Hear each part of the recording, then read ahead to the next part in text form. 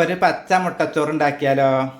അതിലേക്ക് ഇതാ പുതിന ഇല, മല്ലിയില, പിന്നെ ഇഞ്ചി, പച്ചമുളക്, വെളുത്തുള്ളി, ചെറിയുള്ളി, പിന്നെ കല്ലുപ്പ് എന്നിവയെല്ലാം ഒന്ന് ചതച്ചെടുത്ത് കൊണ്ടുവരാം. ചൂടായ ചട്ടിയിലേക്ക് അല്പം നെയ്യ് ഒഴിച്ചെടുക്കാം. അതിനോട് കൂടെ തന്നെ കുറച്ച് എണ്ണയും ഒഴിച്ചെടുക്കാം. എണ്ണ ചൂടായി വന്നാൽ കടുകിട്ട് പൊട്ടിക്കാം. അതോടെ തന്നെ പിന്നെ കുറച്ച് ജീരകവും ഇട്ട് പൊട്ടിച്ചെടുക്കാം. ഇതെല്ലാം ഒന്ന് പൊട്ടി വന്നാൽ നമുക്ക് നേരത്തെ അരച്ച് വെച്ച കൂട്ടുണ്ടല്ലോ, അത് ഇട്ട് കൊടുക്കാം. എന്നിട്ട് നല്ലവണ്ണം വഴച്ചെടുക്കാം. ഇവയെല്ലാം നന്നായിട്ട് വഴണ്ട് വന്നു കഴിഞ്ഞാൽ അല്പം മഞ്ഞൾപ്പൊടി ഇട്ട് വഴറ്റി നമുക്ക് കാബേജ് ഉണ്ടല്ലോ, കാബേജ് ഇട്ട് നന്നായിട്ടൊന്ന് വഴച്ചെടുക്കാം.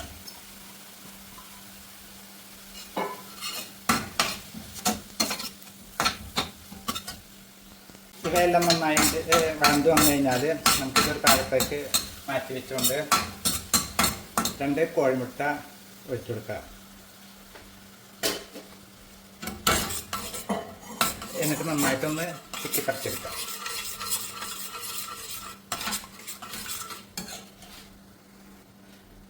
കോഴിമുട്ട ഒന്ന് ചിക്കിയതിന് ശേഷം എല്ലാം കൂടിയിട്ട് ഒരുമിച്ചെടുത്ത് നന്നായിട്ടൊന്ന് ചിക്കിയെടുക്കാം.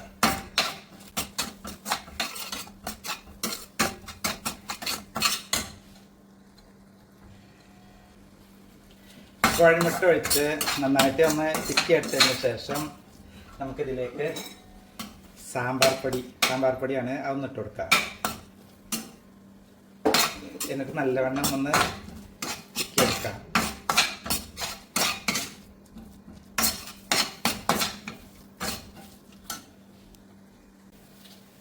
അടുത്തതായി ഇതിലേക്ക് ഇടാൻ പോകുന്നത് നമ്മുടെ റൈസാണ്. ഇതിന് ബസ്മതി റൈസ് എടുക്കാം, ജീരകശാല റൈസ് എടുക്കാം. ഞാൻ എടുത്തത് ജീരകശാല റൈസാണ്.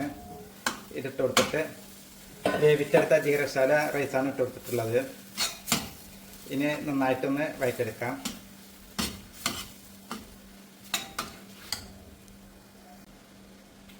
അതിനോട് കൂടെ തന്നെ പിന്നെ കുറച്ച് തേങ്ങാക്കൊത്ത് ഇട്ട് കൊടുക്കാം. എന്നിട്ട് നല്ലവണ്ണം ഒന്ന് ചിക്കിയെടുക്കാം.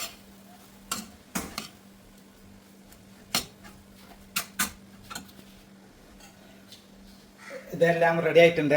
നമ്മുടെ റൈസ് റെഡി ആയിട്ടുണ്ട്. പിന്നെ ലാസ്റ്റ് കുറച്ച് നെയ്യ് ഒഴിക്കാം. അതിനോടെ തന്നെ കുറച്ച് കറിവേപ്പിലിട്ട് ഒന്നും കൂടി വഴറ്റിയെടുത്ത് കഴിഞ്ഞാൽ നമ്മുടെ പച്ചമുട്ട റൈസ് റെഡി.